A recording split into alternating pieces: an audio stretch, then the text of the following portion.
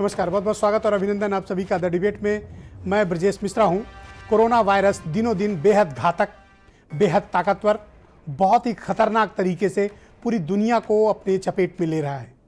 विशेष तौर पर मैं जिक्र करना चाहूँगा अमेरिका और ब्राज़ील का, जहां पर कोरोना वायरस की दूसरी खतरनाक जानलेवा वेव आई हुई है।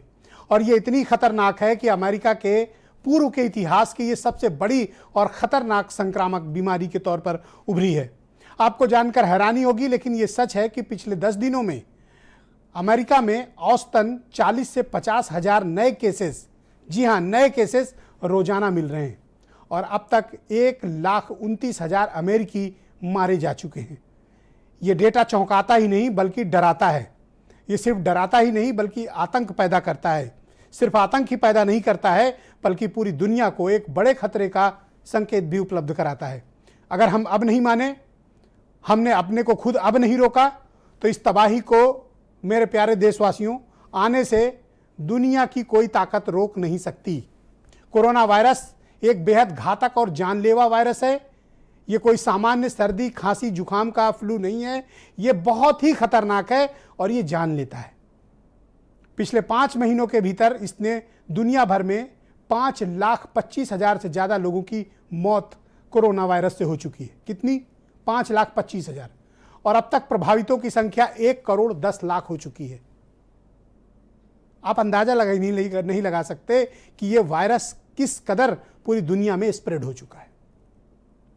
जिन्होंने यह दावा किया था कि कोरोना वायरस को उन्होंने नियंत्रित कर लिया, उन देशों का जाके हाल देखिए कि वहां पर हालात ऐसे हैं कि जब दूसरी वेव आई तो वो पहले से कहीं ज्यादा ताकतवर थी, पहले से कहीं ज्यादा विध्वंसकारी थी। और रोजाना अमेरिका में फिर 1,000 से ज्यादा लोग मरने लगे, 50,000 से ज्यादा नए केस सामने आने लगे। न्यूयॉर्क बचा तो फ्लोरिडा गया। एक राज्य से दूसरे राज्य में ये बीमारी ट्रांसफर हो रही है। ये बहुत ही खतरनाक संकेत है, ये बहुत ही डरावने हैं, ये बहुत ही भयावह है, ये बहुत ही आतंक का माहौल बनाता है। मैं आपको डराना नहीं चाहता, लेकिन हकीकत का सामना करिए मेरे बहनों भाइयों। स्थितियां कोरोना को लेकर बहुत ज़्यादा खराब हैं। आप महसूस कर रहे होंगे कि भारत में भी वायरस का संक्रमण बहुत तेजी से विस्तार का स्वरूप धारण कर रहा है। और ये विस्तार गांव तक, गली में, छोटे कस्बों में, पूर्वों में, शहरों में, मेट्रो में फैल चुका है। इसी को सामुदायिक संक्रमण कहते हैं। भारत में 6 लाख से ज्यादा केसेस हो चुके हैं। और जिस तरह के डेटा सामने आ रहे हैं भारत के, अगले 3 दिनों के भीतर हालात बहुत खराब होंगे। ये हम आपको जॉन हॉपकिंस यूनिवर्सिटी का डेटा दिखा रहे हैं। पहले आपको मैं दिखाऊंगा भारत का डेटा। देखिए आप भारत के डेटा से देखिए वर्टिकल डेली किस तरह से उत्तरोत्तर प्रगति हो रही है। ये नए केसेस मिलने का, ये डेली नए केसेस भारत के मिल रहे हैं। इंडिया का ग्राफ देखिए, ये ग्राफ देखिए और डरिए। ये ग्राफ देखिए और महसूस करिए कि कोरोना क्या है। ये ग्राफ देखिए और जानिए कि ये वायरस किस तरह से संक्रमण हो रहा है। और ये दूसरा चार्ट आपको मैं यूएसए का दिखा रहा हूं, अमेरिका का, कि पहली वेव आने के बाद ग्राफ नीचे गया और फिर कितनी तेजी से आगे बढ़ रहा है। ये पिछले 5 महीनों का मैं आपको फिगर दिखा रहा हूं। ये भारत का है। आप देखिए कि किस कदर से ये डेटा बढ़ रहा है। ये डरावना है। हमें आपको संभलने की जरूरत है। सरकारों ने अपनी सुविधा के लिए भले ही सब कुछ खोल दिया हो, लेकिन आप मानकर चलिए कि आपके लिए कुछ नहीं खुला हुआ है। बहनों भाइयों, जान है तो सब कुछ है। जो लोग कहते थे कि जान है तो जहान है, बाद में कहने लगे जान भी जहान भी। अब सिर्फ जहान की बात होती है, आपके जान की बात नहीं होती। रोजाना तकरीबन 700-800 भारतीय मारे जा रहे हैं। ये सिर्फ कोई आंकड़ा नहीं है। 700-800 लोगों को मारे जाने का मतलब एक व्यक्ति का मारा जाना। ये आंकड़े नहीं है। 700-800 इंसान हैं। हमारे आपके घर के लोग हैं, हमारे आपके भाई हैं, हमारे आपके दोस्त हैं, हमारे आपके पिता हैं, हमारे आपके बेटे, हमारी आपकी बहनें हैं, हमारी आपकी माएँ हैं। ये आंकड़ा नहीं है, ये इंसान ही है। इंसान है जिनकी मौतें हुई हैं, जिनको हम आंकड़ा बता के निकल जाते हैं। ये मौतें हैं। अब डरिए, मास्क पहनिए, बहुत ज़रूरी हो तभी घर से निकलिए, वरना कृपया घर पे रहिए। 2 टाइम खाना मिलता है, 1 टाइम खाइए, लेकिन घर पर रहिए। सरकारों ने भले ही सब कुछ खोल दिया हो, आपके लिए कुछ नहीं खुला, आप ये मानकर चलिए, क्योंकि संक्रमण पहले से 20 गुना ज़्यादा बढ़ चुका है, 20 टाइम्स ज़्यादा स्प्रेड हो रहा है। आप जितनी जांचें बढ़ाते जाएंगे स्पीड उतनी तेजी से बढ़ेगी। आप नोएडा गाजियाबाद के हालात देख लीजिए, आप दिल्ली के हालात देख लीजिए, आप मुंबई के हालात देख लीजिए, भारत में कोरोना की स्थितियां को देख लीजिए। और अभी तब जब अभी हम जुलाई में एंट्री कर रहे हैं, अगस्त सितंबर बाकी है। स्थितियां यहाँ भी कोई जो आपको गुडी गुडी पिक्चर दिखाई जाती, जो पिंक पिक्चर पेंट की जाती कि all is well, nothing all is well, all is not well actually. सब बेहतर नहीं है। कोरोना बहुत ही खतरनाक है, हमारे आपके बीच फैल चुका है। हमें बचने की ज़रूरत है, हमें मास्क लगाने की ज़रूरत है, हमें साबुन से हाथ धुलने की ज़रूरत है, सोशल और फिजिकल डिस्टेंसिंग का पालन करने की आवश्यकता है। अत्यंत अत्यंत अत्यंत आवश्यक हो तभी घरों से बाहर निकलिए, वरना कृपया घरों पे रहिए। क्योंकि आप मरेंगे ना तो आप भी एक आंकड़ा सरकार की नज़र में होंगे। आप जीवित रहेंगे तो इंसान कहलाएंगे, मरेंगे तो सरकार के लिए आप एक आंकड़ा हैं। अब आप तय कर लीजिए कि आप क्या चाहते हैं, मर्जी आपकी है। बहुत से लोग कहते हैं कि आप बहुत डराते हैं, मैं डरा नहीं रहा हूँ, मैं दुनिया का हकीकत आपको बता रहा हूँ कि सेकंड वेव आई है तो कितनी खतरनाक है, पहली वेव आई थी तो कितनी जानें ले गई हैं। और आप मरेंगे या आपका परिजन में से कोई मरेगा, आपके दोस्त मित्र यार शुभचिंतक मरेंगे, तो सरकार के लिए वो एक महज आंकड़ा है। आपका जीवन खराब, आपकी जिंदगी बदल जाएगी, पर सरकार के लिए वो आप एक आंकड़ा हैं। तो तय आपको करना है कि आपको आंकड़ा बनना है या सही सलामत अपने दोस्तों इस समाज के बीच रहना है, तय आपने करना है। ये मैंने आपको दुनिया भर की स्थितियां बताई, और ये जो चार्ट मैंने आपको भारत के और अमेरिका के दिखाए हैं, ये डेली केसेस के चार्ट हैं। और ये दुनिया की सबसे प्रतिष्ठित जॉन्स हॉपकिंस यूनिवर्सिटी अमेरिका ने तैयार किए हैं, जिनके बारे में ये मान्यता है कि दुनिया में कोविड-19 की ट्रैकिंग इनसे बेहतर किसी ने नहीं की, इनसे एक्यूरेट किसी ने नहीं की। भारत और यूएसए का आप ग्राफ देखिए और डरिए, ये मैं आपको समझाना चाहता हूँ। मेरे साथ आज डिबेट में हरीशचंद्र श्रीवास्तव बीजेपी से हैं, दीपक सिंह कांग्रेस से हैं, अब्दुल हफीज गांधी जी मेरे साथ समाजवादी पार्टी से हैं, दीपक सिंघल जी मुझे ज्वाइन कर चुके हैं, फॉर्मर चीफ सेक्रेटरी हैं, भारत उत्तर प्रदेश सरकार में रहे हैं। DK Gupta ji Felix hospital Noida के डायरेक्टर हैं और मेरे साथ कोरोना वायरस की कई डिबेट का महत्वपूर्ण हिस्सा रहे और कोरोना की अवेयरनेस में उत्तर प्रदेश और देश में इनका बड़ा योगदान है। Doctor Narendra Saini former general secretary IMA Delhi के, हमेशा की तरह मेरे साथ इस डिबेट में हैं, और वीरेंद्र सिंह जी हमारे स्टेट हेड। स्वागत और धन्यवाद आप सभी का। हरीश जी, जिस तरह के दुनिया भर के डेटा मुझे देखने को मिल रहे हैं और जिस प्रकार की परिस्थितियों का निर्माण हो रहा है, ये एक डर का माहौल बनाता है। हम भले ही कहें कि ऑल इज वेल, सब ठीक है, हम सब कुछ बंद नहीं कर सकते, लेकिन स्थितियां दिनों दिन हरीश जी बिगड़ती जा रही हैं। एक समाज के रूप में हमें इस सच का सामना करना चाहिए।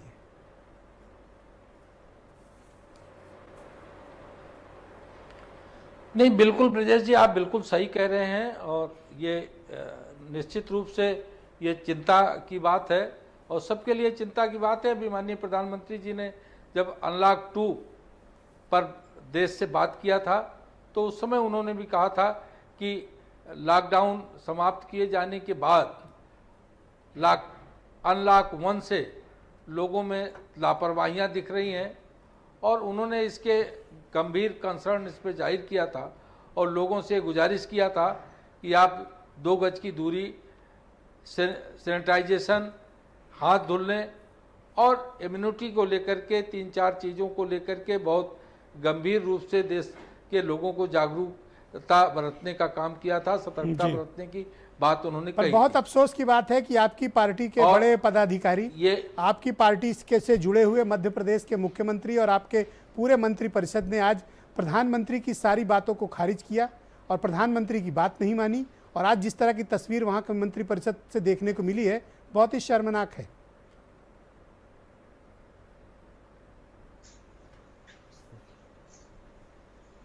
कभी कभी इस तरह के समारोहों में मुझे लगता है इस तरह की लापरवाहियां होती है। जब मैंने उसका लाइव नहीं देखा है, मैं दिखा दूं? लेकिन आप जैसा बता रहे हैं, मैं दिखा अगर दूं? उस तरह की कहीं कोई लापरवाही ये फोटोज हैं, अगर बरती गई होगी। दीपक जी अपनी बारी में दिखा लीजिएगा। दीपक जी अपनी बारी में दिखाइएगा, हरीश जी को बोलने दीजिए। बोलिए हरीश जी, बोलिए। तो परंतु जिस तरह से जी भारत में जो भी टीम डॉक्टर्स की, पैरामेडिकल स्टाफ और बाकी शासन प्रशासन से जुड़े लोग जिस शिद्दत के साथ कोरोना को हराने के लिए प्रयत्न कर रहे हैं, उसी का परिणाम है कि अगर 5,85,000 के आसपास संक्रमितों की संख्या पहुंची तो 4 लाख के आसपास जो संक्रमित हैं वो डिस्चार्ज होकर के अपने घरों को भी गए हैं। हरीश जी, क्या ये सही बात वक्त दुखद है? हरीश जी, क्या ये मुनासिब वक्त है कि हम लॉकडाउन में जाएं वापस? नहीं, मैं ऐसा इसलिए नहीं कह सकता कि लॉकडाउन इसका केवल विकल्प नहीं है, और लॉकडाउन करके भी आप देश दुनिया को नहीं चला सकते। दोनों चीजें जरूरी हैं, कोरोना को हराना भी जरूरी है और ये समाज और जहान और लोगों की जिंदगी चलती रहे, ये अर्थव्यवस्था भी पटरी पे आए, ये भी उतनी ही आवश्यक है। ऑलराइट, अब्दुल हफीज साहब, बहुत क्योंकि स्वागत लोगों आपका। की रोजी रोटी दुनिया से जुड़ा हुआ है। Okay Harish ji, I noted. भाई अब्दुल हफीज साहब, दुनिया भर के जो हालात हैं कोरोना वायरस के, अभी मैंने आपको दिखाया, आप खुद भी पढ़े लिखे व्यक्ति हैं, आप बेहतर समझ पा रहे होंगे कि दुनिया के हालात कैसे हैं। भारत में भी स्थितियां बहुत ख़राब हो रही हैं। More than 6 lakh cases trace हो चुके हैं। मरने वालों की संख्या भी देश में 18,000 पार कर गई है। देखिए ब्रजेश जी, मैं एक बात कहना चाहूँगा कि जो आंकड़े आपने दिखाए हैं, चाहे वो अमेरिका के रहे हों या भारत के आंकड़े, ये बहुत डरावने आंकड़े हैं। और मैं समझता हूँ कि लोगों को बहुत ज़्यादा केयरफुल रहने की ज़रूरत है और सरकारों को भी अपना काम करने की ज़रूरत है। सिर्फ ये नहीं होना चाहिए कि टीवी पर आकर हमने बता दिया। मैं आपको एक आंकड़ा देना चाहूँगा कि दिल्ली के अंदर करीब 2.5 करोड़ आबादी है और वहाँ प्रतिदिन जो है 21,000 टेस्ट हो रहे हैं।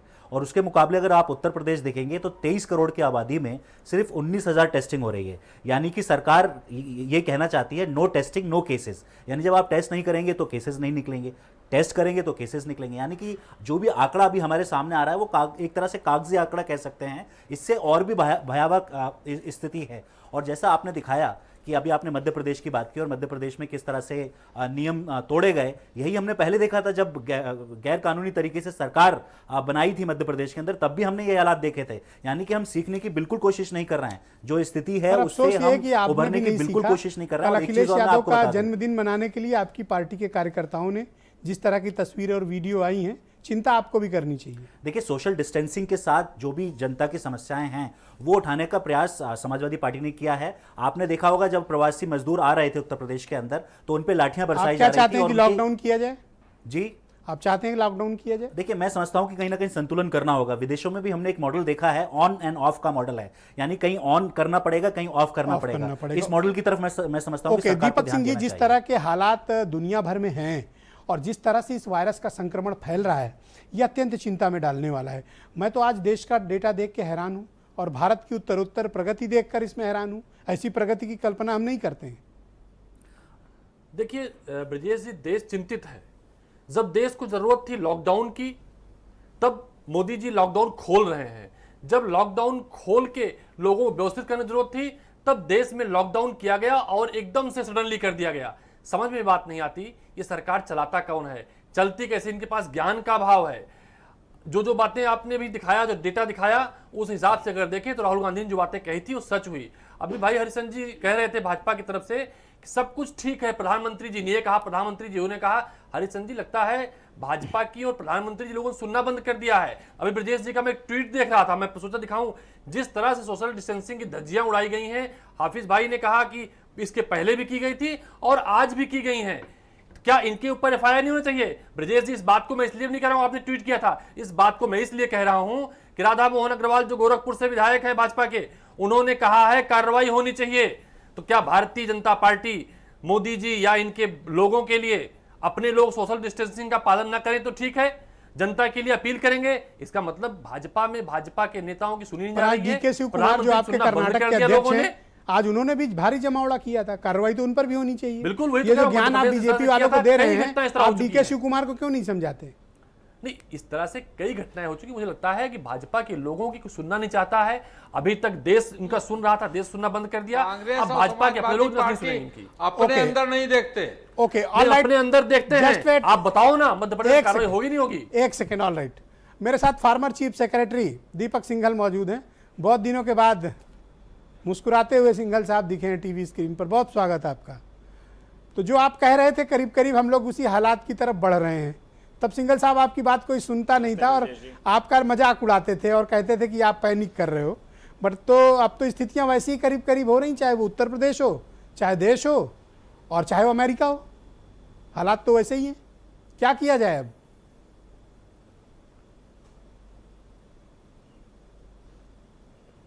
ब्रजेश जी देखिए, हमको मैं तब भी कह रहा था कि और अभी भी मेरा मत ये है कि जहाँ तक कोरोना का स्प्रेड का प्रश्न है वो तो निरंतर रूप से बढ़ रहा है, देश में बढ़ रहा है, पूरी दुनिया में बढ़ रहा है और हमको उसके बारे में सबको चिंतित होना अनिवार्य है और इसकी चिंता किया जाना अनिवार्य है। लेकिन ये भी तय है कि लाइफ और लाइवलीहुड के बीच में साथ में जो बैलेंस है उसको साथ में लगा के चलना पड़ेगा।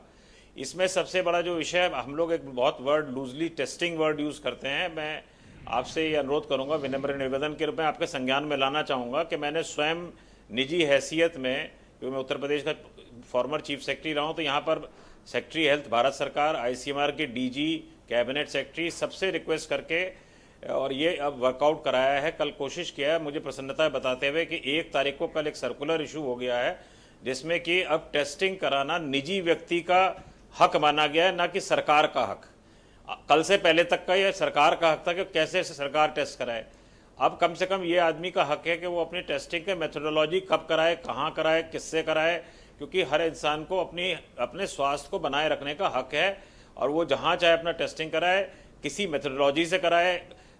RT-PCR को जरूरी नहीं गारंटी RT-PCR कराए, एंटीजन टेस्ट से करा ले, अपना इवेल्युएशन करा ले। अगर उसका एंटीबॉडी टेस्ट है, एंटीबॉडी से उसे पता लग जाएगा कि उसके अंदर क्या बीमारी है, कब होने वाली है, सिंघल साहब आपको क्या लगता है कि हम एक भयानक अंधकार की ओर बढ़ रहे हैं? पहली बार ये इम्प्लीमेंट हुआ जिसमें सिंघल साहब, हम लोग एक भयानक अंधकार की तरफ बढ़ रहे हैं, एक ऐसी गुफा की तरफ प्रवेश कर चुके हैं जिसमें दूसरा सिरा हमें दिख नहीं रहा है।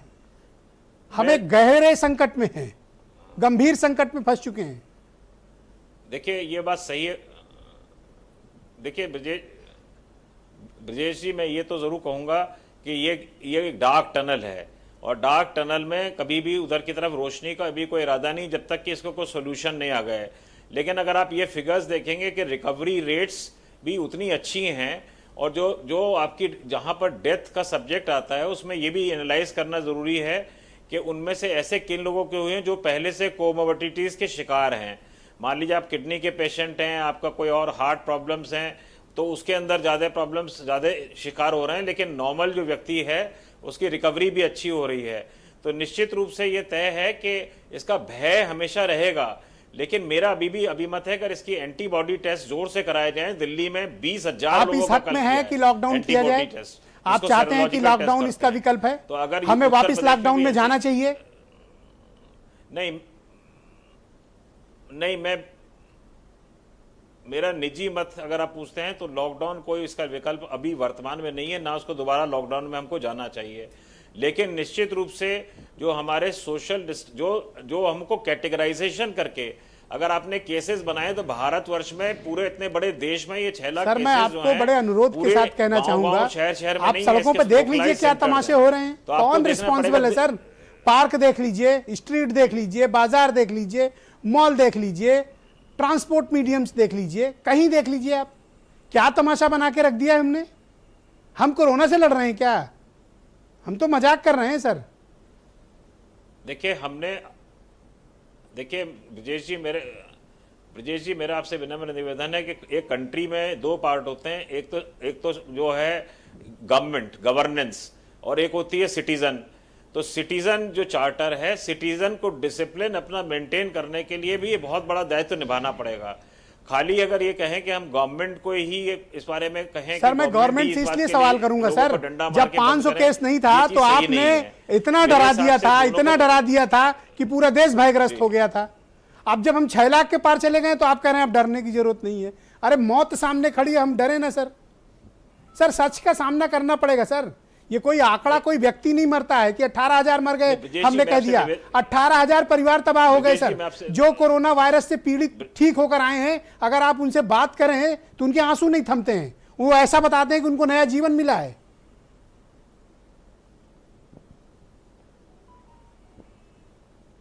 ब्रजेश जी देखिए, आज की तारीख में स्थिति बिल्कुल सही है कि अगर खाली कोरोना पॉजिटिव ही आ जाती है तो आदमी को ऐसा लगता है जैसे मुझे कैंसर हो गया है।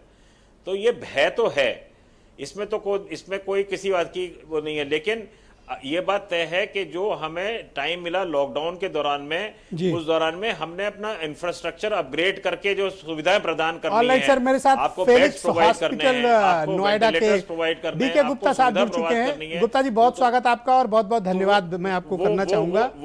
मैं गुप्ता जी आपसे समझना चाहता हूं कि हालात दिनों दिन हमारे सामने विकट होते जा रहे हैं, परिस्थितियां दिनों दिन बेहद गंभीर होती जा रही हैं। जो डेटा है भारत का और जो जॉन हॉपकिंस यूनिवर्सिटी ने जो चार्ट जारी किया है, ये चार्ट देखकर ही जिस समझदार आदमी वो डर जाएगा। ये भारत के प्रतिदिन के केसेस की प्रगति है। आप देखिए कि ये डेटा प्रतिदिन कितनी रफ्तार से बढ़ रहा है, वर्टिकली बढ़ रहा है। ये डरावना है। हम कब समझेंगे इस बात को, गुप्ता जी?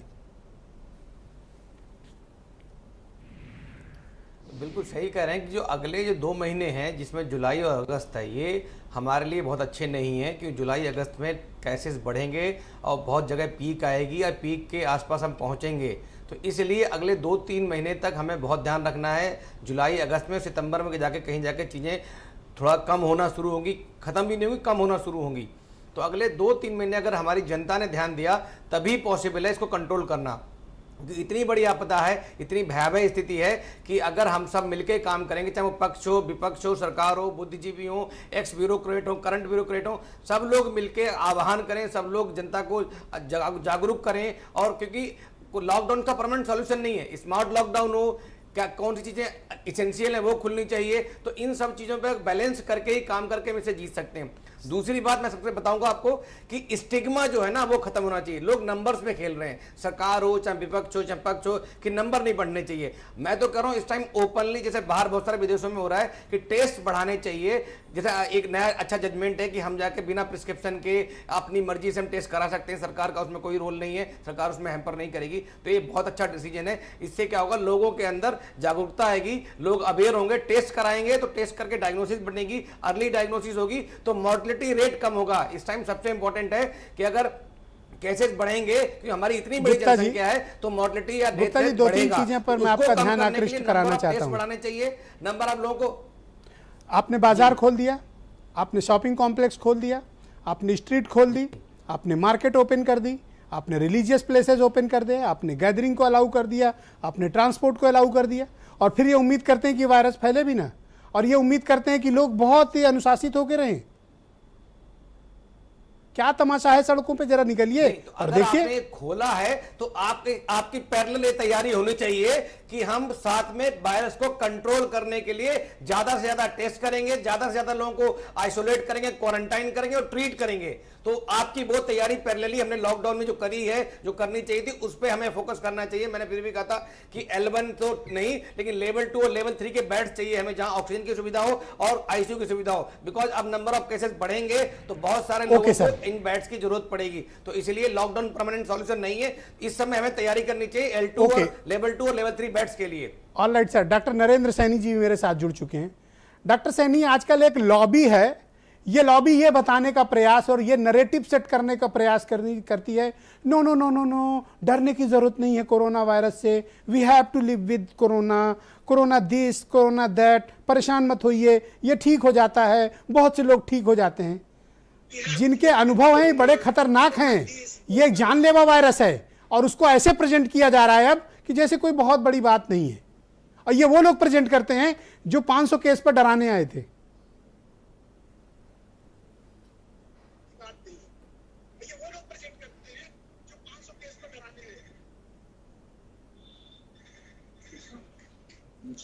आपकी पूरी बात सुनाई नहीं दी क्योंकि आखिर में कुछ शायद रह गया था, लेकिन आपने बिल्कुल जो शुरुआत में कहा कि ये डेटा है ये सिर्फ दिखाने के लिए होता है, समझने के लिए होता है, लेकिन जिसके घर में किसी की मौत होती है तो वहां पता लगता है कि वो डेटा नहीं, एक जिंदगी चली गई। तो हमें डराने से ज्यादा समझना भी होगा, डरना भी है और समझना भी है कि एक मौत जो होती है किसी घर में पूरे परिवार को तबाह कर देती है। तो हम सिर्फ डेटा पे नहीं जा सकते, हमें घबराना हमें समझना होगा, डरने के साथ साथ समझना भी होगा कि ये हमारे हाथ में है, इसको कैसे दूर करें। और आपने सही कहा, समझाने के लिए सबसे बड़ा जरूरी है पहले हमारे पॉलिटिशियन, हर कोई पॉलिटिशियंस को देखता है। आपने सही कहा कि क्या इम्प्लीमेंटेशन हुआ है।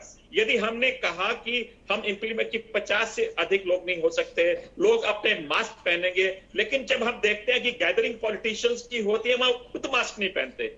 वहां पर आप देखिए कि कितने लोगों को आपने बिना मास्क पहने आज तक इस पे जुर्माना लगाया है। कुछ नहीं होता। शादियां हो रही हैं, देखता हूं मैं कि वहां पर कितने सारे लोग होते हैं, और अनफॉर्चुनेटली बड़े बड़े पॉलिटिशियंस की शादियां हो रही है जहां पर इतने सारे लोग इकट्ठे होते हैं। सर आज तो मंत्रिपरिषद का पूरा विस्तार हो गया, और वो भी बिना मास्क के हो गया। गवर्नर मौजूद हैं, एक राज्य का चीफ मिनिस्टर मौजूद हैं, नए 50 मंत्री मौजूद हैं, और वो भी तब जब उसी पार्टी से प्रधानमंत्री हैं, और प्रधानमंत्री बेचारे समझा रहे हैं, लेकिन भाई लोग समझने को तैयार नहीं है कि आज हमारे पास कोई दवाई नहीं है। हमने बड़ी सारी दवाइयां ट्राई कर रहे हैं मैं कहूंगा, लेकिन आज की तारीख में भी मेरे पास सिर्फ 3 चीजें हैं बीमारी को बचाने के लिए। एक है मेरा मास्क, एक है फिजिकल डिस्टेंस, और मेरा हाथ धोना बार बार। लेकिन क्या ये हमारे जो रिप्रेजेंटेटिव जो हमारे को सामने जो जिनको देखकर हम डॉक्टर साहब, मैं चुनौती के साथ कह रहा हूं, आप बता दीजिए कि चाहे केंद्र की सरकार हो, चाहे राज्यों की सरकार हो, चाहे हमारी पॉलिटिकल पार्टीज हो, और चाहे मीडिया संस्थान हो, कोई अवेयरनेस ड्राइव चल रही है क्या मास्क के लिए? कोई अवेयरनेस ड्राइव चल रही है क्या सोशल डिस्टेंसिंग के लिए? कोई अवेयरनेस हाथ धुलने की चल रही है क्या? सब भूल गए हैं, सब भूल गए हैं। बिल्कुल, मुझे दुख होता है कि हम इन चीजों को जो हो सकती हैं उसको हम नहीं अपना रहे, ना उसको हम लोगों को बता रहे हैं कि करिए। लेकिन बताने के लिए सबसे जरूरी है कि पहले मुझे उसको अपनाना होगा। यदि मैं नहीं अपनाऊंगा, उसको एक हंस के टाल दूंगा, तो बताइए ये जो आंकड़े हैं ना, ये सिर्फ आंकड़े रह जाएंगे, मौतें होती रहेंगी। और इसी उत्तर प्रदेश में उससे पूछेगा लोग कि ये मर गए, या इलाज नहीं मिला, पुलिस ने हाथ पांव तोड़ दिए कि घर से मत निकलो, तब जब केसेस 10-15 मिलते थे। आज जब सैकड़ों की तादाद में केसेस मिल रहे हैं, तो कह रहे हैं आराम से घूमिए, कोई प्रॉब्लम नहीं है, कोरोना ही तो है। ये वही कोरोना है जिसके लिए हमारे हाथ पांव तोड़ दिए गए थे, पुलिस मारती बहुत थी, और आज कहा जा रहा है no no please do not worry. हमारे सिंघल साहब भी आज समझा रहे हैं we have to live with corona. ठीक है भाई, आप फार्मर चीफ सेक्रेटरी हैं, हम आपकी बात सुनेंगे। वीरेंद्र जी भी आ गए हमारे साथ, इस डिबेट का हिस्सा हो गए हैं। भाई वीरेंद्र जी, आज तो रिकॉर्ड टूट रहे हैं। जो वर्ल्डोमीटर है वो दर्शा रहा है कि करीब 2 लाख के लगभग मरीज पूरी दुनिया में मिले हैं। 1 करोड़ 8 लाख के लगभग मरीज हैं इस समय संसार में, जिसमें से 60 लाख लोग ठीक हो चुके हैं। अब भारत में आइए तो ब्रजेश जी, अभी 6,05,000 मरीज पहुंचे हैं, तो बहुत ज़्यादा घबराने की ज़रूरत नहीं है। 133 करोड़ की आबादी है, और 133 करोड़ की आबादी में 6 लाख संख्या कोई बहुत बड़ी संख्या नहीं है। डरने की जरूरत नहीं है, क्योंकि इस कोरोना की वजह से मार्च से लेके पिछले 4 महीने से 5 महीने से लगातार सब कुछ ठप है। कितने दिन बाजार ठप रखे जाएं, कितने दिन व्यवसाय ठप रहे, स्कूल बंद रहे, नौकरियां बंद रहे, तो ये सब चीज़ों पर तो चर्चा होनी ही है, और इन पर एक न एक दिन इसका खुलना जरूरी है। अच्छा, 17,000 लोग कुल मरे हैं भारत में अभी तक, 17,848। यूपी में तो कुल 24,000 मरीज हैं, 24 करोड़ 25 करोड़ आबादी है।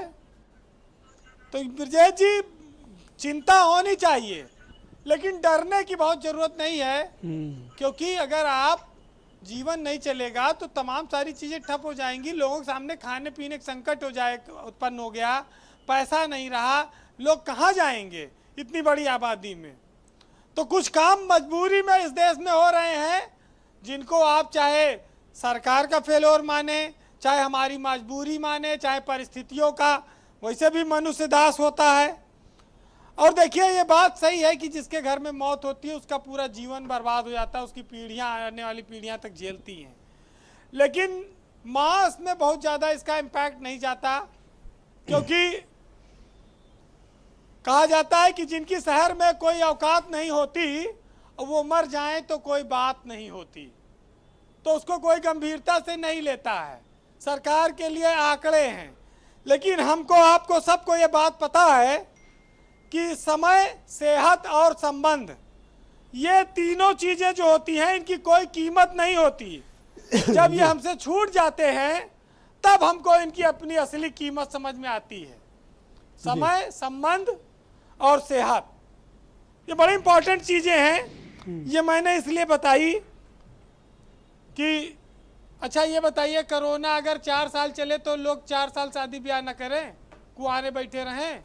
20 अब साल आपकी सारी चिंता शादी तक ही सिमट गई नहीं, क्या? 20 साल के लड़का 24 साल का हो जाए, 25 साल का आदमी 30 साल का हो जाए, लड़की की उम्र बढ़ जाए, कैसे होगा? अच्छा, उन पंडितों से कोई नहीं पूछता है जो कह रहे थे, हो जाएगा। ब्रजेश जी की जो कह रहे थे कि मुहूर्त बहुत शुभ है, अप्रैल में कर लो शादी, जिन्होंने निकाला था उनसे पूछो जाके कोरोना काल में जो बहुत शुभ मुहूर्त बताए थे, सब शादियां टल गई। शादी ब्याह, खाना पीना, ये सब जीवन का अहम हिस्सा है। कितने दिन टालेंगे आप इसको? जी जी। अच्छा, लोग मिलते थे शादी ब्याह में, गले मिलते थे, भाईचारा था, सब तो खत्म हो गया ना। न गले लगा सकते हैं, न हाथ मिला सकते हैं, न एक जगह इकट्ठा हो पा रहे हैं, न फिल्म देख पा रहे हैं, न भंडारा कर पा रहे हैं, न न्यूनतम हकारिम जा पा रहे हैं। तो क्या होगा? कितना दिन कोरोना से डरेगा आदमी? कंक्लूड करिए। 30,000। नहीं, ठीक बात है। एक भाई समाज की बात भी आनी चाहिए। हम लोग तो अपनी बात कह ही सकते हैं भाई, बीरेन जी समाज को भी ब्रजेश जी, रिप्रेजेंट करते हैं, वो अपनी बात कह रहे हैं। हमारे यहाँ 25,000 जांच रोज हो रही है और 30,000 हम जांच लक्ष्य पहुंचने वाले हैं यूपी में। और कल से एनसीआर में 2,000 कर्मचारी प्रत्येक जिले में लगाए गए हैं। युद्ध स्तर पर टेस्टिंग शुरू होगी यूपी में, और ये ईस्टर्न यूपी के लिए है, भी घर घर जाकर चल रहा है। लेकिन अब कोरोना अदृश्य लड़ाई लड़ी जा रही, कोरोना अदृश्य बीमारी है। ये जरूर है कि जवान आदमी जब मरता है तो दर्द ज़्यादा होता है, मौत किसी की भी, लेकिन बुजुर्ग देखिए, स्वाभाविक मौत और आकस्मिक मौत में हमेशा अंतर रहा है, चाहे वो एक्सीडेंट से हो, चाहे बीमारी से हो, चाहे जैसे हो। एक मौत पर भी दुख होता है, लेकिन जी, हमको, आपको, सबको कुदरत के फैसले को स्वीकार करना होगा, क्योंकि पूरी दुनिया का उसने ऐसा हासिल कर रखा है। तो मैं 4 लाइन कहूंगा आज। एक मुद्दत से आरजू थी कि फुर्सत मिले, और मिली तो इस शर्त पर कि किसी से ना मिलो। और कल तक जो कहते थे कि मरने की फुर्सत नहीं है, आज वो बैठकर सोचते हैं कि जिए कैसे। और सारे मुल्कों को नाज था अपने अपने परमाणु पर, और आज कायनात बेबस हो गई है एक छोटे से कीटाणु पर। बीरेन जी, जी जी जी, कंप्लीट करें। और कुदरत का कहर भी जरूरी था साहब, हर कोई खुद को क्योंकि खुदा समझने लगा था। तकलीफ कुछ और है बीरेन जी। एक छोटा सा ब्रेक लेना चाहेंगे, ब्रेक लेके फौरन लौटते हैं बहनों भाइयों, और इस डिबेट को आगे बढ़ाएंगे कि कोरोना वायरस का बढ़ता हुआ खतरा भारत के लिए कितना गंभीर है, भारत को क्या प्रयास करने चाहिए, और हमें तत्काल तौर पर क्या कदम उठाने की ज़रूरत है, क्योंकि ये वायरस बहुत ही घातक है, बहुत ही खतरनाक है और बहुत ही जानलेवा है। एक छोटा सा ब्रेक, तुरंत लौटते हैं।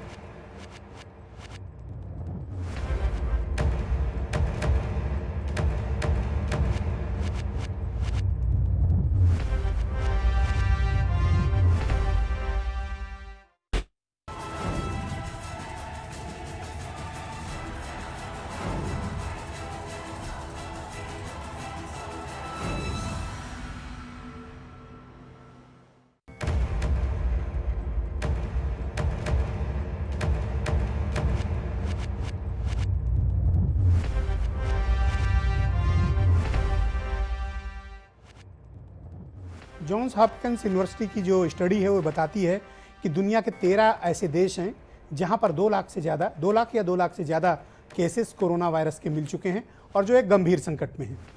आपको जानकर हैरानी होगी, लेकिन ये सच है कि भारत उनमें से चौथे नंबर पर है। हमारे यहाँ 6 लाख से ज़्यादा केसेस मिल चुके हैं। अब हमारे आगे सिर्फ रसिया है, जिसके यहाँ 6,60,000 केसेस हैं। और जिस तरह से भारत में नए केसेस रोज़ाना मिल रहे हैं, रसिया में हालात स्थिर हुए हैं। मुझे ऐसा प्रतीत होता है, ऐसी आशंका है मेरी कि अगले 3 दिन के भीतर हम रसिया से आगे होंगे, यानी नंबर 3 की पोजीशन पे होंगे।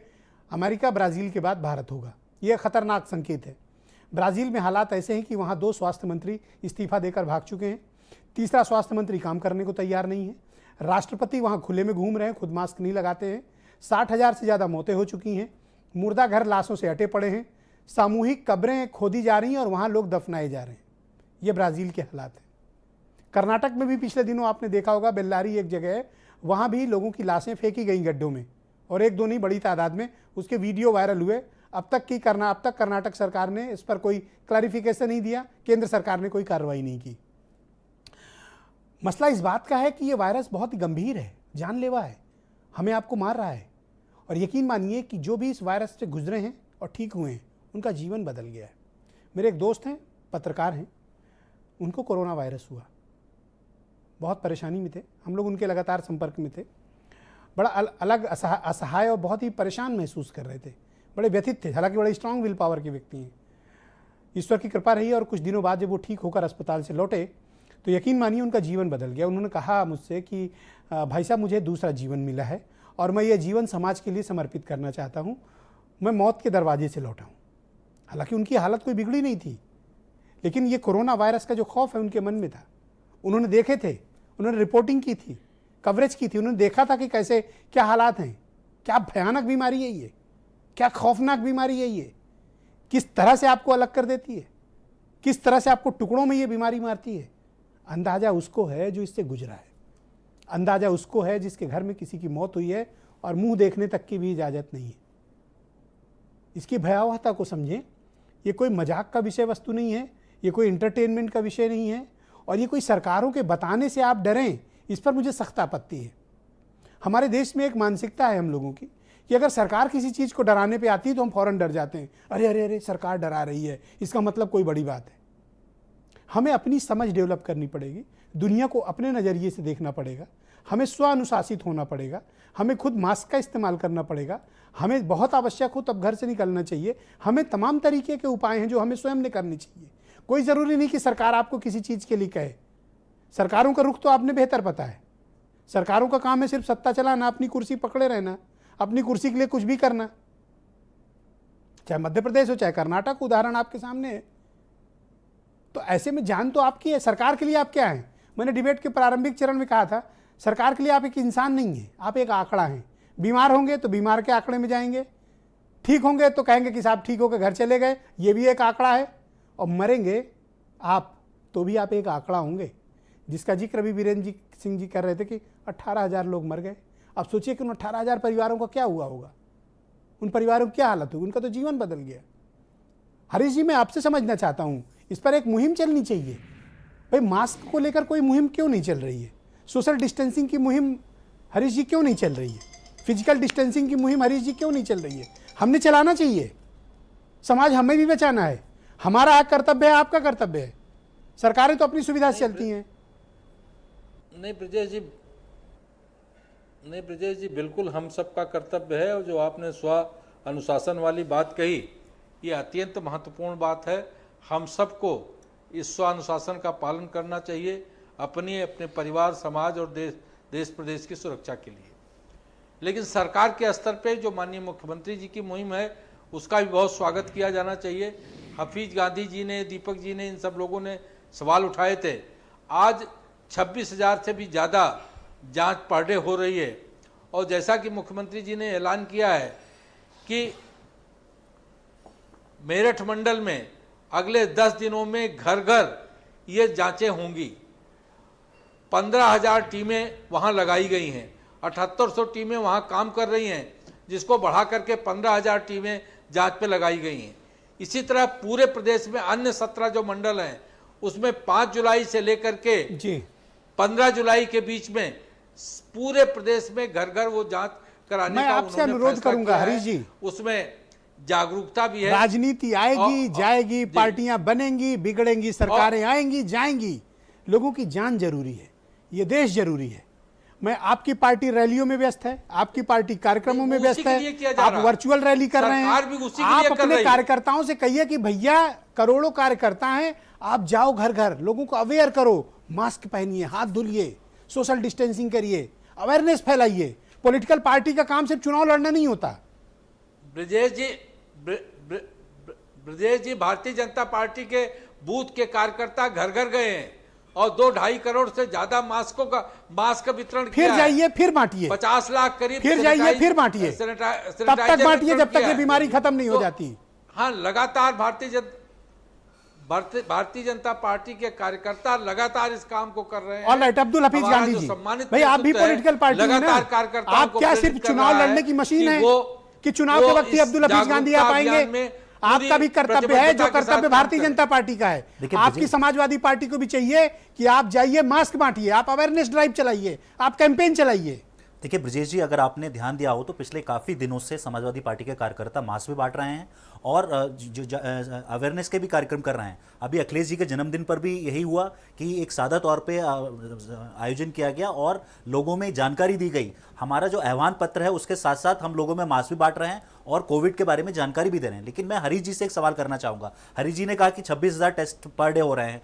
मैंने पहले ही आंकड़ा दिया था कि दिल्ली में 2.5 करोड़ की आबादी में 21,000 टेस्टिंग होती है सर, और एक तो 23 दिल्ली करोड़ में की 2.5 करोड़ आबादी आबादी में यूपी पे नहीं है अगर सर, 26,000 1.25 टेस्टिंग हो करोड़ रही के है बीच है। तो और यूपी के मुख्यमंत्री ने डीएम्स को लेटर लिखे थे कि आंकड़े छुपाए जा रहे हैं, आंकड़े गलत दिए जा रहे हैं। तो चीफ मिनिस्टर साहब खुद कह रहे हैं कि उनके जो डीएम्स हैं उनको आंकड़ा सही से नहीं बताया जा रहा है। और आपको मैं एक वाकया याद दिलाना चाहूंगा। अभी प्रधानमंत्री जी ने कहा था कि प्रधान से लेकर और प्रधानमंत्री जी अगर रूल ब्रेक करता है तो उसके ऊपर कार्रवाई होनी चाहिए। लेकिन मैं आपको याद दिलाऊं कि जब ताली और थाली बजवाई गई थी तो वहां एक डिस्ट्रिक्ट के एसपी ताली और थाली लेकर निकल गए थे, उनके खिलाफ कौन सी कार्रवाई हुई? एक मैं आपको एक बढ़िया कोट सुनाना चाहता हूं, सुनिए।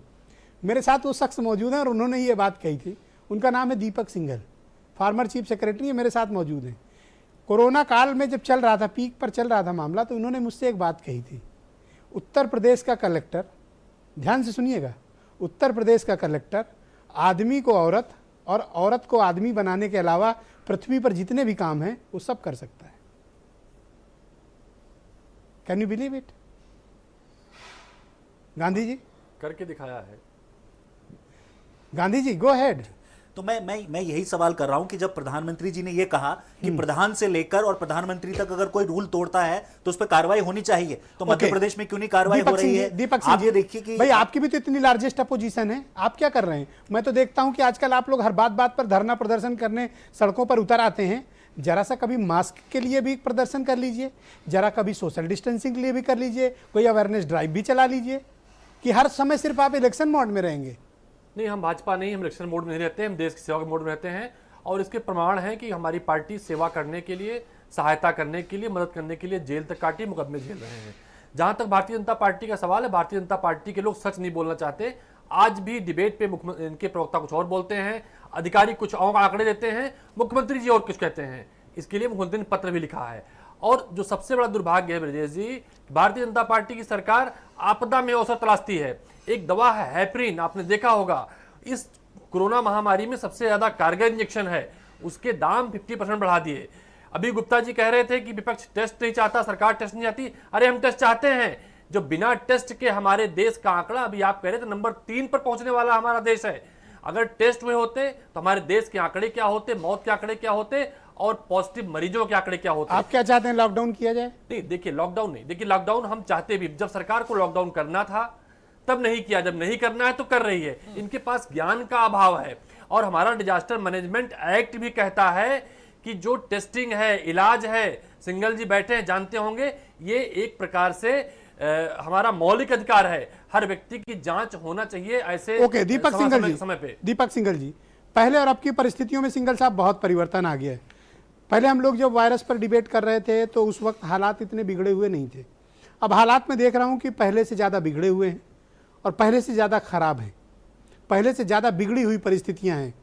आप क्या सजेस्ट करेंगे कि सरकारों को क्या करना चाहिए? फौरन क्या कदम उठाने चाहिए, दूरगामी क्या कदम उठानी चाहिए?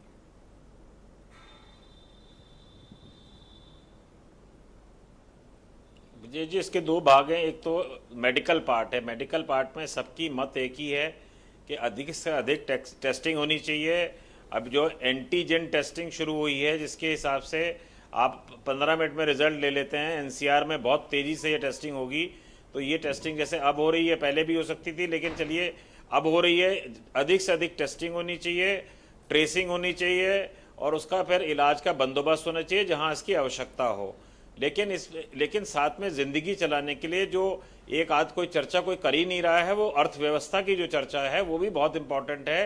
कि हमारे को देखिए, हम लॉकडाउन में एनवायरनमेंट पूरा क्लीन हो गया था, अब अचानक सब पब्लिक सड़क पे उतर रही है और पूरा एनवायरनमेंट पे, फिर हम भाई पॉल्यूशन लेवल पे वहीं आ रहे हैं। अब इस पॉल्यूशन का उस इंसान पे क्या असर होगा, हमारी इकोनॉमी क्या इस प्रकार की कैपिटलिस्टिक इकोनॉमी में चलेंगे या सोशल कैपिटलिस्टिक इकोनॉमी लानी है, हमें इक्विटेबल ग्रोथ कैसे करनी है, हमें जो हमारे जो डिफरेंट डिक्लेरेशंस हुई हैं पिछले कई महीनों में, उसका धरती पर क्रियान्वयन, ग्राउंड रियलिटी का मूल्यांकन होना चाहिए कि क्या तुरंत के हमारे पास, जैसे आपने कहा एसएमई को कर्जा 3 लाख करोड़, अब एक डाटा डेफिनेटली कहीं ना कहीं रिलीज होना चाहिए कि 3 लाख करोड़ में से फिजिकली सैंक्शन नहीं कितना लिफ्ट हो गया है। अगर मान लीजिए जो सेक्टर्स इकोनॉमी के खत्म हो गए हैं, जैसे आगरा में पर्यटन जो है, ताजमहल बंद है, तो अगर मान लीजिए पर्यटक नहीं आ रहे हैं तो सारे शोरूम बंद हैं, जो टूरिस्ट गाइड बंद हैं, तो ऐसे सेक्टर्स में रोजगार का क्या हो रहा है। तो मेरा ये सिर्फ निवेदन है कि साथ में जो उसका जो इकोनॉमिक पार्ट है, उसके साथ में आपका मेडिकल पार्ट के साथ में कॉम्बिनेशन में उसका विचार विमर्श होना चाहिए। और सबसे बड़े जो है धरती की ज़मीनी हकीकत जान के हम लोग सब मिलजुल के एक साथ काम करें। सरकार अपना दायित्व पूरा करे और इंसान और सिटीजन अपना दायित्व पूरा करे, दोनों मिलके काम करेंगे तो देश आगे बढ़ेगा। जहां तक आंकड़े का प्रश्न है कि हम तीसरे नंबर पे आ जाएंगे या चौथे पे आ जाएंगे, भारतवर्ष 130 करोड़ की जनता है, तो अगर हम कहेंगे कि रूस के तुलना में कंपेयर करेंगे, रूस 6 लाख है, हम 6,50,000 हो जाएंगे, तो ये हमें पर कैपिटा देखना पड़ेगा कि 130 करोड़ के तुलना में कितना है। और जैसे मैंने आपसे कहा कि ये पूरे 5 मेट्रो सिटीज में एक नया कंसेप्ट आपसे आज आपके लिए रेस करूंगा, क्योंकि आप नए मुद्दे उठाते हैं ब्रजेश जी, मुझे खुशी है, आप हमेशा उठाते हैं नए मुद्दे, कि अब ये समय में समझ लेना चाहिए, कम से कम सिटीज को डिसेंट्रलाइज कर दें। हमें एनसीआर कंसेप्ट बनाया था 20 साल पहले, जब मैं मेरठ में कलेक्टर था, तब कहा करते थे कि हम सरकारी दफ्तर दिल्ली को उठा के मेरठ में ले जाएंगे। पिछले 20 साल से तो एक भी कोई दफ्तर उठ के गया नहीं केंद्र सरकार का दिल्ली से मेरठ। तो अब लखनऊ के सिस्टम को डिसेंट्रलाइज करिए, NCR system has been collapsed, को डिसेंट्रलाइज करिए, फेल्ड। तो ये जितनी भी एनसीआर सिस्टम फेल्ड है sir, there is no coordination between union government, UP government, Haryana government, तो ये NCR is a failed system sir. साहब मैं आपसे निवेदन यही कर सब मैं ये आपसे खुद ही निवेदन कर रहा हूं, दिस इज द टाइम कि ये हार्ड कोर पॉलिसी इश्यूज पे सभी को सामूहिक चिंतन करना चाहिए। लेकिन ये बात मैं निश्चित रूप से कहूंगा कि डिसिप्लिन अपने अंदर रखना और सरकार का दायित्व ये अपना कि जो दूरस्थ स्थानों में, देखिए चिंता अभी एक बहुत बड़ी है, चिंता का विषय है कि अगर मान लीजिए जो अभी हमारे गुप्ता जी, डॉक्टर गुप्ता कह रहे थे कि 2-3 और T3 लेवल के चाहिए, अगर वो उस हॉस्पिटल्स पे वेंटिलेटर पहुंचा भी देंगे तो वो वेंटिलेटर चलाने वाले डॉक्टर नहीं हैं। तो ये जो कंडीशंस हैं, स्पेशली छोटे तहसील गांव ब्लॉक में, इसके बारे में मेडिकल स्ट्रेंथनिंग के लिए अभी भी बहुत बड़ी आवश्यकता है। लेकिन मैं फिर इस बात का कायम हूँ, मैं इसमें लड़ाई लड़ रहा हूँ और इस बारे में काफी सफल भी हूँ कि अब कम से कम सर्कुलर तो आ गया कि हमें एंटीबॉडी टेस्ट कराने चाहिए, डीके गुप्ता जी, उससे हमारा भय दूर हो जाएगा। गुप्ता जी और नरेंद्र सैनी साहब मेरे साथ मौजूद हैं। डीके गुप्ता जी, मैं आपसे समझना चाहता हूँ, 12 से ऊपर एनसीआर हमारा विशेष फोकस है, उत्तर प्रदेश का एनसीआर सेक्टर मेरठ कमिश्नरी विशेष फोकस है। यहाँ आप देख रहे होंगे कि नंबर ऑफ केसेस तेजी से बढ़ रहे हैं। ये ठीक बात है कि एनसीआर में नोएडा, गाजियाबाद में हम दिल्ली के मुकाबले बहुत कम जांचें कर रहे हैं। अगर हम यहाँ जांचों की गति बढ़ाएंगे, नंबर ऑफ केसेस तेजी से बढ़ेंगे। आपकी रिक्वायरमेंट एनसीआर में, उत्तर प्रदेश के एनसीआर की क्या है? हमारी जो उत्तर प्रदेश में एनसीआर में एक बड़ी अच्छी बात है कि यहाँ पे मेडिकल फैसिलिटीज अच्छी हैं, यहाँ पे हॉस्पिटल्स बड़े बड़े हैं, नंबर ऑफ बेड्स ज़्यादा हैं, और नोएडा गवर्नमेंट ने और नोएडा के प्रशासन ने बहुत सारे लेवल 2 और लेवल 3 और L1 बेड्स अरेंज कर लिए हैं, बहुत सारे क्वारंटाइन बेड्स अरेंज कर लिए हैं। बट अभी भी दिक्कत है कि यहाँ पॉपुलेशन लोड भी बहुत सारा है, यहाँ पे बहुत सारे पेशेंट एसिम्प्टोमेटिक हैं, बहुत सारी टेस्टिंग अभी और होनी चाहिए। तो अगर हम इस समय ध्यान देंगे कि कॉन्टैक्ट टेस्टिंग पे, कॉन्टैक्ट ट्रेसिंग पे, आइसोलेशन पे और अर्ली ट्रीटमेंट पे, तो हम मॉर्टलिटी रेट या डेथ को हम बहुत कम कर सकते हैं, उसका बड़ा फायदा होगा। और इस समय मैं एक चीज़ आपको बताऊँगा, हमें इस समय एग्रेसिव अटैक करना है इस पे कोरोना पे, अदरवाइज फैटलिटी रेट बहुत बढ़ जाएगा। अगर हम इस पे एग्रेसिव अटैक नहीं करेंगे तो ये जो पीक है बहुत सारे लोगों की जान लेके जाएगा। तो इस समय एग्रेसिवनेस चाहिए, जैसे मैन पावर बढ़ानी है, ट्रेनिंग करनी है, डॉक्टर्स रिक्रूट करने हैं, नर्सिंग स्टाफ चाहिए, नंबर ऑफ बेड्स बढ़ाने हैं, वेंटिलेटर्स चाहिए, आईसीयू सेटअप्स करने हैं। इसके लिए कैंपेन चाहिए, बड़ा मैसिव कैंपेन चाहिए जिसमें पूरा भागीदारी हो, जनता की भागीदारी हो, नेताओं की भागीदारी हो, ब्यूरोक्रेट्स की हो। मैं पहले बुद्धिजीवियों की हो, हमारे जो धर्म के गुरु हैं, धर्म गुरु, उन सबकी भागीदारी चाहिए। बिकॉज इस पे हमें हर एंगल से अटैक करना पड़ेगा, हर जगह से चोट मारनी पड़ेगी। ये वायरस इतना खतरनाक है, इतना तेजी से फास्ट ग्रो कर रहा है, फास्ट स्प्रेड कर रहा है। जब तक हम हर कोने से, हर जगह से इस पे अटैक नहीं करेंगे, कंट्रोल करना बहुत मुश्किल है। इसीलिए कह रहा हूं, अगले 2 महीने हमारे लिए बड़े क्रूशियल हैं। हम सबको, जनता से लेके सरकार, विपक्ष से लेके बुद्धिजीवी, सबको काम करना पड़ेगा। Alright sir. Doctor Narendra Saini ji, corona virus पीड़ित पेशेंट्स के कुछ अनुभव आप हमारे दर्शकों को बताना चाहेंगे? क्योंकि यहाँ लोग कह रहे हैं अरे सब ठीक है, कोई बड़ी परेशानी की बात नहीं है, एक वायरस ही तो है, बहुत से लोग ठीक हो जा रहे हैं। ये लोग तो ऐसे बता रहे हैं कि जैसे सब कुछ ठीक है, कोई बड़ी बात नहीं है। आप कुछ अनुभव बताना चाहेंगे? जी, एक हमारे अभी भाई ने बोला कि बिल्कुल मैं मानता हूं कि कुदरत का फैसला है, हमें मानना होगा। मैं ये कहूंगा कुदरत हमें टेस्ट कर रहा है, कि कुदरत हमें टेस्ट कर रहा है। उसने हमें दिमाग भी दिया है कि क्या हम अपना दिमाग इस्तेमाल कर सकते हैं इस बीमारी को रोकने के लिए। वो हमारे का टेस्टिंग टाइम है। कुदरत, गॉड, जो भगवान हमें देख रहा है कि हम क्या कर सकते हैं। दूसरा, मैं कहूंगा कि जो आपने मुझसे कहा कि आपने क्या देखे, मैंने पेशेंट्स देखे हैं, मैंने उन अपने साथियों को मरते हुए देखा है। मेरे लिए भी वो डाटा था एक समय पर, लेकिन जब मैंने अपने डॉक्टर भाइयों को, अपने हेल्थ केयर वर्कर्स को अपने सामने मरते हुए देखा, तो मुझे पता लगा कि ये डाटा नहीं है, ये एक परिवार में जिंदगी है। और वो परिवार में क्या हाल होता है, मेरा क्या हाल होता है जब मेरा एक दोस्त जाता है, तो उससे देखिए, समझिए। तो मैं कहूंगा कोरोना को डरिए नहीं, कोरोना को समझिए और उससे बचिए। कोरोना को समझिए और इसमें सोसाइटी को काम करना होगा और मेरे पॉलिटिकल भाइयों को बहुत बड़ा काम करना होगा। सबसे पहला जो पॉलिटिकल लोग काम कर सकते हैं, जो मैं as a health care professional नहीं करता, टेस्टिंग की सुविधाएं मैं टेस्ट कर सकता हूं। मुझसे 24/7 घंटे काम कराइए, मैं करने को तैयार हूं। आप मेरा नंबर नोट करिए, मैं करने को तैयार हूं। मैं 24 घंटे टेस्ट करूंगा, लेकिन टेस्टिंग की सुविधाएं तो दीजिए।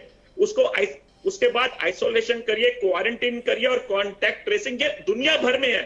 सारे पॉलिटिशियंस एक ही बात करते हैं, लेकिन जब काम करने की बारी आती है तो अनफॉर्चुनेटली हम सिर्फ डेटा पे रह जाते हैं। ये सब बीते जमाने की बातें हैं। मेरी बात पूरी करने, ये कॉन्टैक्ट ट्रेसिंग वगैरह बड़ी पुरानी बातें हैं। हमारे यहाँ तो सिर्फ अभी 18,000 लोग ही तो मरे हैं, लेकिन 18,000 लोग भी तो हम, वो आदमी थे, वो एक जिंदगी थी, उसको हम रोक सकते थे, लेकिन हमने उनको नहीं रोका। तो ये हमारे हाथ में। आइसोलेशन करें, इंप्लीमेंटेशन करें अपनी जो हमने बनाई है चीजें, और सबसे बड़ी बात अवेयरनेस, जो आप भी बार बार कह रहे हैं। क्या हमने कोई अवेयरनेस कैंपेन लगाया?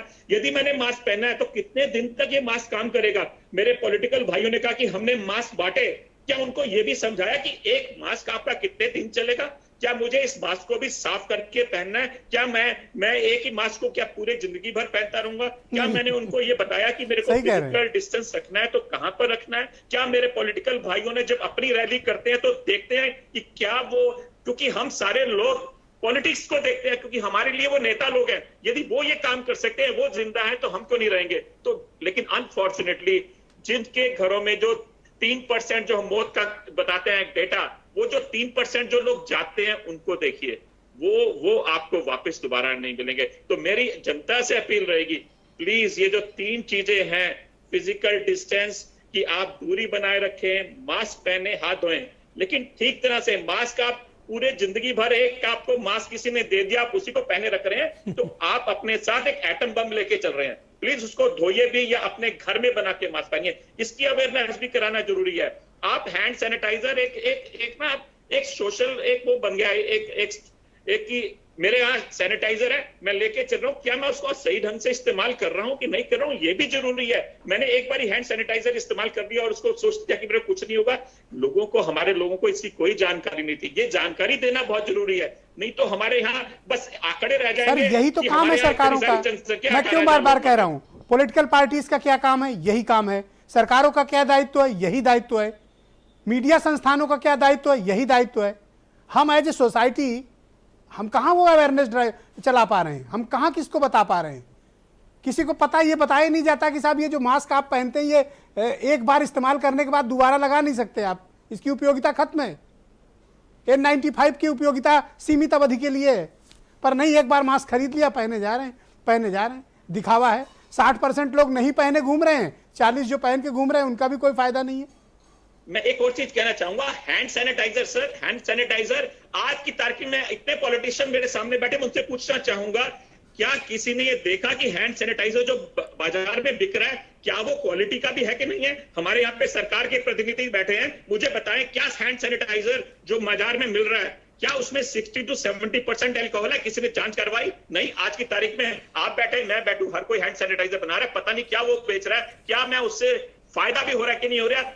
अनफॉर्चुनेटली मेरे साथ सेक्रेटरी भी बैठे हैं, प्लीज मैं कहूंगा इस तरफ भी ध्यान दीजिए कि जो आप लॉ बना रहे हैं क्या वो इंप्लीमेंट भी हो रहा है कि नहीं हो रहा? जो आप हैंड सैनिटाइजर जो बाजार में बिक रहा है क्या वो वाकई में हैंड सैनिटाइज कर रहा है कि नहीं कर रहा? सर, मैं तो निश्चित डॉक्टर हो गया, सैनी, लेकिन इससे मैं मैं लोगों को आपकी फैला रहा हूं। भावनाओं से खुद को आबद्ध करता हूं, पर अनफॉर्चुनेटली वो सब कुछ नहीं हो रहा जो हम सब यहाँ डिस्कस कर रहे हैं। अगर ये हो रहा होता तो हालात इतने खराब नहीं होते। आप समझिए, प्रियोरिटीज अलग हैं। हमारी प्रियोरिटीज क्या है? रैली करेंगे। हमारी प्रियोरिटीज क्या है? आयोजन करेंगे। हमारी प्रियोरिटी क्या है? हम सरकार का विरोध में प्रदर्शन करेंगे। हमारी प्रियोरिटीज ही डिफरेंट हैं। अगर हमारी प्रियोरिटीज ठीक होती तो हम अपने लोगों को बेहतर तरीके से समझा भी पाते। हमारे लोग भी वैसे हैं, जैसी पॉलिटिकल पार्टी है, जैसी सरकारें हैं, हमारी जनता का भी आचरण वैसा है। आप देखिए लॉकडाउन खुलने के बाद क्या तमाशे सड़कों पे चल रहे हैं। आप खुद सर पीटते हुए बैठ जाएंगे, सर पकड़ के बैठ जाएंगे। जो तमाशे सड़कों पे चल रहे हैं, बाजार में चल रहे हैं, ऐसे हम कोरोना से लड़ेंगे? ये कोरोना वॉरियर हैं। अगर ये कोरोना वॉरियर हैं तब तो फिर आपका भगवान ही मालिक है। बहुत बहुत शुक्रिया आप सभी का, बहुत बहुत धन्यवाद। और मैं पुनः आप सबसे अपील करूंगा, निवेदन करूंगा, मेरे प्यारे देशवासियों, आप एक गंभीर संकट में हैं। आप एक बड़ी परेशानी में फंस चुके हैं। एक भयंकर अंधकार वाली गुफा है जिसका नाम है कोरोना वायरस। भारत उस गुफा के भीतर प्रवेश कर चुका है और आप गहरे अंधकार में, भारी परेशानी में, और ये आपको बहुत महंगी पड़ने वाली है। तब नहीं पड़ेगी जब आप मास्क पहनेंगे, तब नहीं पड़ेगी जब आप हाथ धुलते रहेंगे, तब नहीं पड़ेगी जब आप सोशल डिस्टेंसिंग करेंगे, और तब भी नहीं पड़ेगी जब आप फिजिकल डिस्टेंसिंग का पालन करेंगे। कृपया घरों पर रहें, मास्क जरूर पहनें, बेहद आवश्यक होने पर ही घर से निकलें। सरकार कुछ कहे ना कहे, खोल दे, सब कुछ खोल दे, सब कुछ बंद कर दे, कुछ भी कर दे, लेकिन आप ये हमेशा याद रखना, जब तक ये वायरस का एक भी अंश जिंदा है, आपके लिए सब बंद है। बहुत बहुत शुक्रिया, धन्यवाद, थैंक यू।